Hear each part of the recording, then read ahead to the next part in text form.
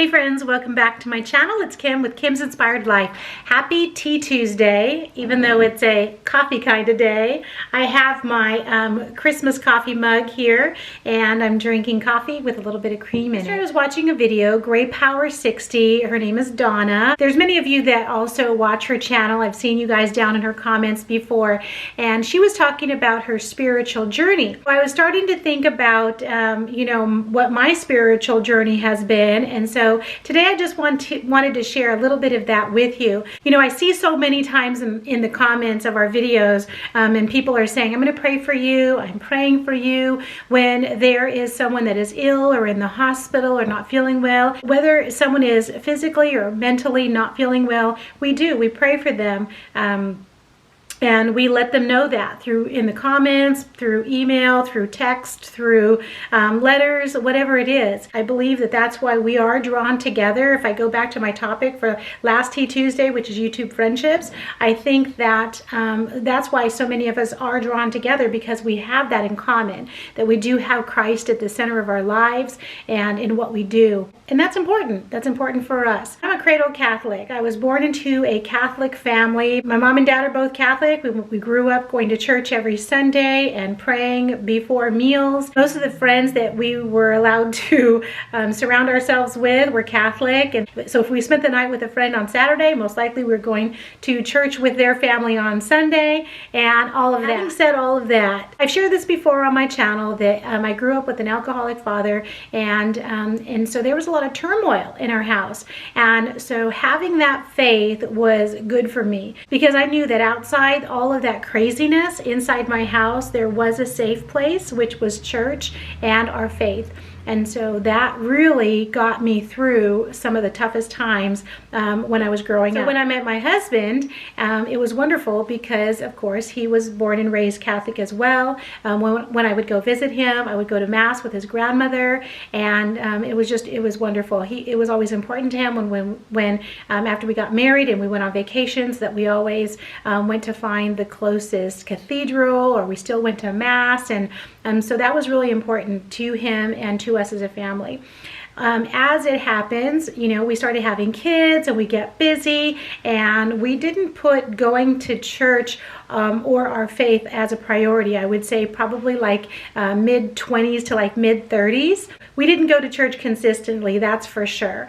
So our children then became school age, and we already had decided that our children were going to go to Catholic school. Neither my husband and I went to Catholic school, but we felt like that was a gift that we wanted to provide for our children, a sacrifice that we would definitely have to make, because, you know, private schools are not always cheap. Luckily, when our children were going to school, it was a lot less expensive than it is now. Our children started Catholic school, so that means that, you know, the parents are expected to help them with their homework, which a lot of time is, you know, saint reports, and which were fun. And you know, we had to get them a saint costume for the celebration at Easter or whatever it was. We were drawn back into our faith because of that, and so that was wonderful. It was a time that we needed to do that. We were ready to do that. Making sure that we attended and took our children to Mass every Sunday was important to us, and talking to them and having to explain why you should be nice to your brother, or why you should, you know, call your grandma on the weekend was so much easier when you could say, well, you know, this is what Jesus would want us to do. If you didn't already know this, I was a stay-at-home mommy. Before we got married, we decided that that's what I would do, and that was going to be okay. Even if that meant that we didn't have the brand new car or everything that the Joneses have, which didn't matter anyway, because if you know me, you know that I could care less what the Joneses are doing. Kim and Raleigh are always going to do their own thing. So it was okay. When it's time for me to go back to work, we were living in Texas at the time, in Bryan College Station. I followed the advice of, you know, people that I knew, of other teachers that I knew at the time that were working, and they said, oh, you need to go to the local, you know, unified public school district and apply. So I did, and I worked for my first 5 years in teaching. Taught at a Title I school for a wonderful, wonderful principal. We moved, and we moved back. That's when we moved back to California, and again, we enrolled our children in a local Catholic school. And I started subbing, and how I started subbing at my kids' school and that whole thing is a whole other story for a whole of their video. I started subbing at the school and eventually started teaching at the school. So I taught a majority of my career at a K through 8 Catholic school, and then I moved from the classroom into administration, and I was a Catholic school principal for 10 years, 5 on one campus and 5 years on another campus. Every Monday we met together as a campus for a prayer service, and every day I was in classrooms where we prayed before we went to lunch, and we prayed at the end of the day, and I taught religion classes.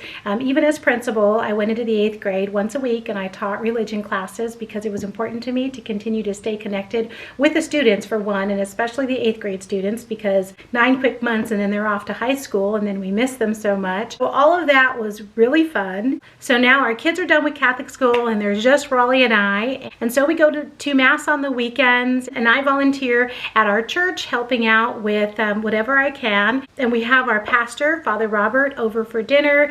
We support our seminarians and our deacons. And I know there's a lot of people that have opinions about the Catholic faith, the Catholic Church. Hold on. And I truly understand what the concerns are. I believe that we all need God in our lives, and I believe in the power of the rosary. I believe that when we pray the rosary and we ask Mary to intercede for us, miracles can happen, and miracles happen every day through the power of prayer. And I just want you to know that, for everyone that I send out Happy Mail to, as I'm packaging up your Happy Mail, I'm praying just for you. Every Happy Mail package, every envelope, card, letter that's sent out from me, just know that you have been prayed upon and you have been prayed for during that time. When you tell me that you are praying for me or praying for my family, I just appreciate that so much. So that's all I'm going to say for now. There's so much more that we could talk about. I could talk to you for days, and I could listen to you for days talking about your love for your faith and how you strengthen your faith and what we do, and there's just so many aspects of our faith, and I'd love to hear that if you want to share that in a Tea Tuesday video. So guys, thank you again to Kathy and Patty for hosting this open collab. I actually was so proud of myself. Yesterday I actually got my video done for the open collab, for their monthly open collab for flowers. Oh my gosh, if you haven't watched that video, I share Kaylee and Jake's sunflowers from their backyard.